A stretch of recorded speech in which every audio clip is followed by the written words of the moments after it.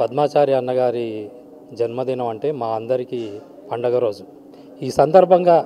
నేను కవిగా ఆయన మీద 2 మాటలు రాశాను. ఆయన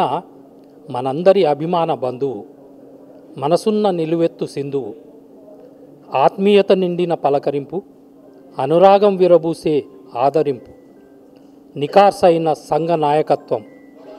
తొనకని నిండైన మనస్తత్వం, సమస్యల పరిష్కరణ సాధనలో విజయాన్ని వరింపజేసే తత్వం, తెలంగాణ రాష్ట్ర సాధనలో ఉద్యోగుల సంఘ సారథి అయి ఉవ్వెత్తిన ఎగిసిన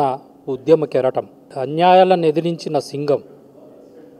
అత్యుత్తమ సేవలందించుటలో సుప్రీంకోర్టును న్యాయ వారధి అయి అన్నా అంటే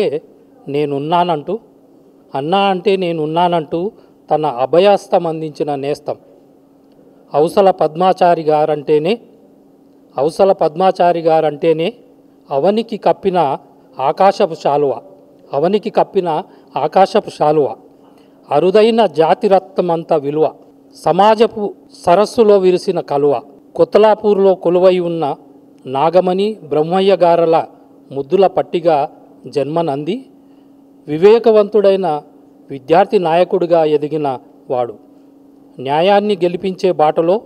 కొత్త అడుగై కదం తొక్కినవాడు, సురద్రూపిగా స్ఫూర్తివత్వానికి ప్రత్యక్ష సాక్షిగా జీవిత జెండాను సాఫల్య దిశలో